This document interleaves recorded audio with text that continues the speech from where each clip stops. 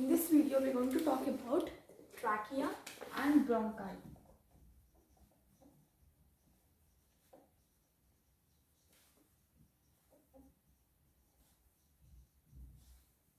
So first, if we have to draw the structure of the respiratory tract, it somewhat looks like this. So here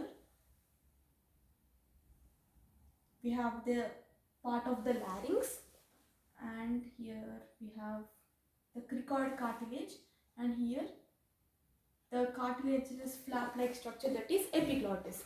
So if you have to label, this is our epiglottis, and the function of epiglottis is to prevent the windpipe from entering the food.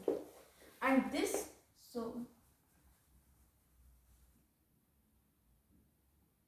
this is our larynx, and this is the thyroid cartilage which is present in the larynx. It is the largest or the biggest cartilage, thyroid cartilage, and this is the cricoid cartilage. So we have learned that there are three types of cartilage in larynx, that is thyroid, cricoid and arytenoid. So cricoid cartilage. So here we can't see the arytenoid cartilage because we have mentioned it is at the back side. So that's why we can see only the thyroid and cricoid, which are on the front side. So this is about the larynx and the epiglottis. Epiglottis arises from the anterior side of the larynx or from the thyroid cartilage. So if we have to draw the trachea, it's a long tube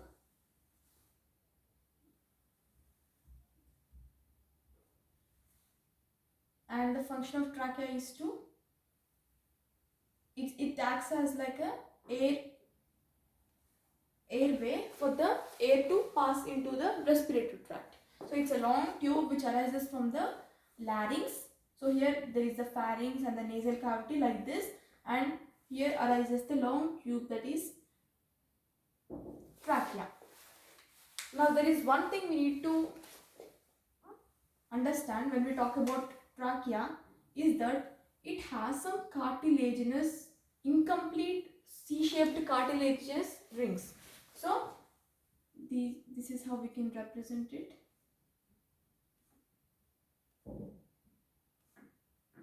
It's surrounded or it is supported by these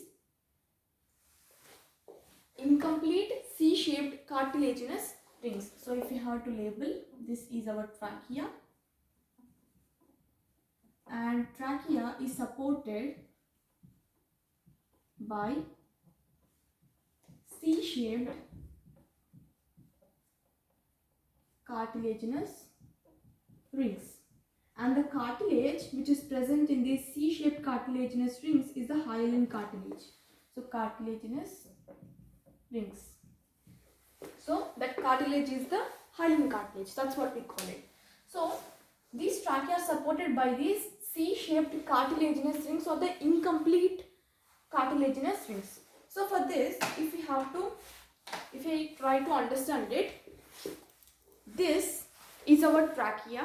So the green one is a trachea, that's what we are talking about, it's a windpipe, and this is our esophagus, which is the food pipe, and we know that food pipe is present just behind the windpipe, and behind the food pipe we have the vertebral column or the backbone. So it's somewhat present like this. So if we say that green one is a trachea, we told that they are incomplete or the C-shaped cartilaginous rings. So the cartilaginous rings are present in this way, like this, only from this way. They are not present in the back side, only in the front side or the anterior side. Posterior side they are not present. Why is it so? Because it has a lot of support from the back side, because back side there are these esophagus, which is food pipe, and the vertebral column. There is a lot of support from the back side, that's why they don't need the cartilaginous rings. And from the front side there is no such support, that's why only on the front side the cartilaginous rings are present, that too they are C-shaped or incomplete. And this cartilage is the hyaline cartilage, so they are present like this. And the function of this C-shaped cartilaginous rings is that they prevent the trachea from collapsing. So this is one way we can understand this C-shaped cartilaginous rings or trachea, and the function is C-shaped cartilaginous rings, and this is the hyaline cartilage, and the function of these cartilaginous rings or the tracheal cartilage, that's what we call it, is that it prevents the trachea or the windpipe from collapsing. So this is our trachea, and we know that trachea is 10 to 11 centimeters long. It's a long tube. Trachea or windpipe. So trachea or windpipe both mean the same thing. So these are some important things that we need to learn about trachea. Again, it is supported by C-shaped cartilaginous rings or incomplete cartilaginous rings, which are present on the front side or the anterior side. Posterior side they are not present because they have a lot of support from the back side. And these are hyaline cartilage, and the length is somewhat around 10 to 11 centimeters long. Also, the trachea is lined with ciliated epithelial tissues or ciliated epithelium.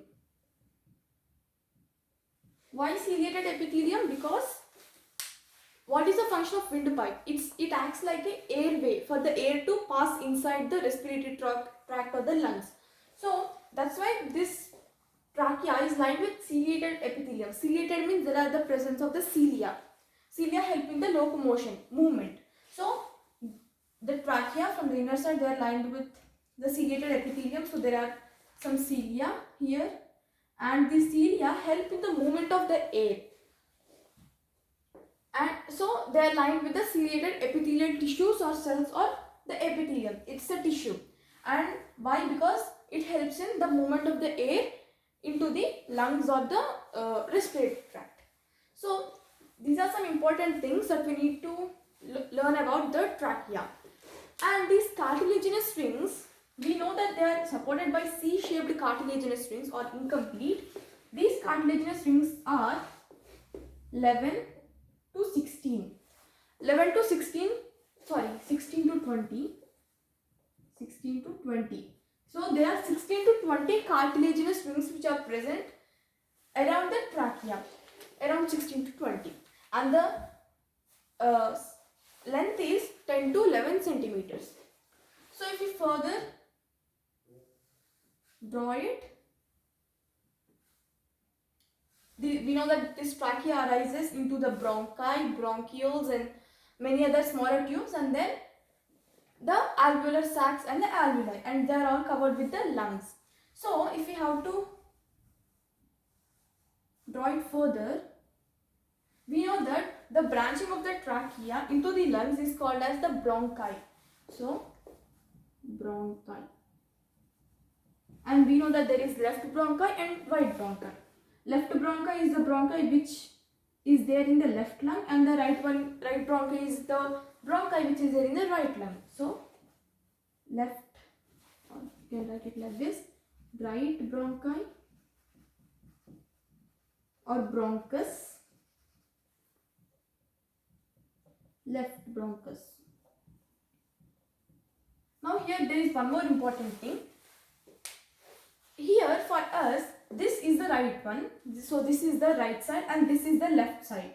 Right side, we are writing with the right side, and this is our left side. But in case in the human body, not only bronchi or lungs, it can be even kidneys, it can be the heart side, or whatever organs we are talking about in the human body, this left and right are the opposite. So here we told that this is the right for us, but this is the left for the body organs. So that means this is the left side of the bronchi and this is the right side of the bronchi, but it's actually opposite for us. So that's what we need to remember. That's why we have written it right bronchus this side and left bronchus that side, because it's very easy to remember.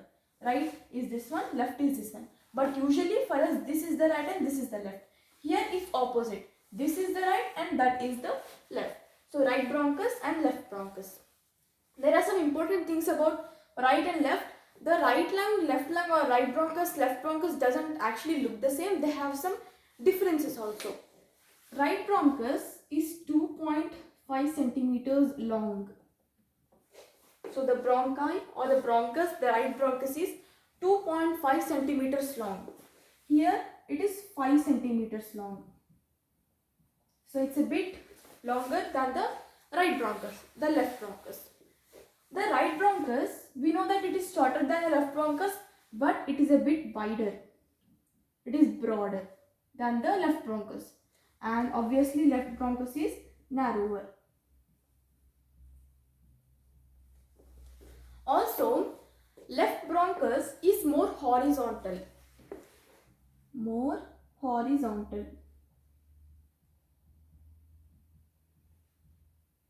And the right bronchus is more vertical as compared to left bronchus. The right bronchus is more vertical. What do we mean by horizontal, vertical? This left bronchus, it goes this way, more horizontal side it goes, but whereas right bronchus, it comes this way. So there are some differences here. So we told that they are more horizontal, so we can draw it this way, and this is like this. Now here they divide.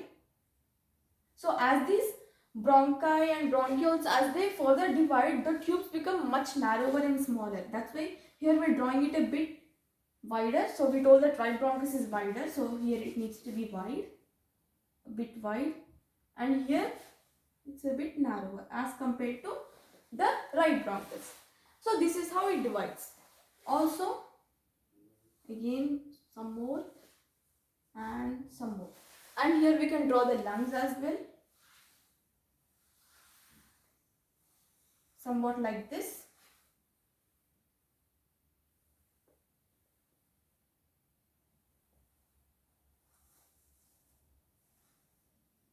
Like this. So here we can, and this is a bit upper. So it's somewhat like this. It's not a correct diagram, but just a rough sketch of what it looks like. Now, these are the bronchi. We have seen the differences between right bronchus, left bronchus also. This right lung, so here we can label it again. We told that this is the right bronchus, then this has to be the right lung because it is present in the right bronchus. So right lung, and this is our left lung.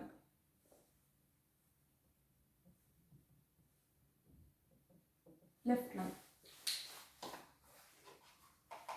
Now, this right lung has 3 lobes and left lung has 2 lobes. So, here if we try to divide it,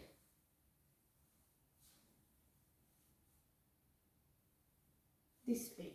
So, this right lung is divided into 3 lobes and the left lung is divided into 2 lobes. So, here these lobes also differ. Their way of branching also varies, like this. And we know that the left lung is also having the 2 lobes.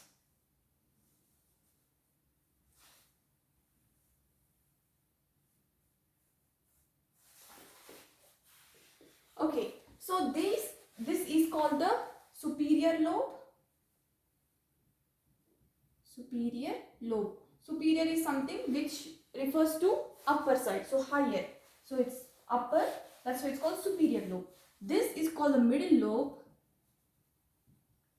and the lower one is called the inferior lobe. And here this is our superior lobe and this is our inferior lobe. Now what about these structures which divide the lobes? This one is called as oblique fissure.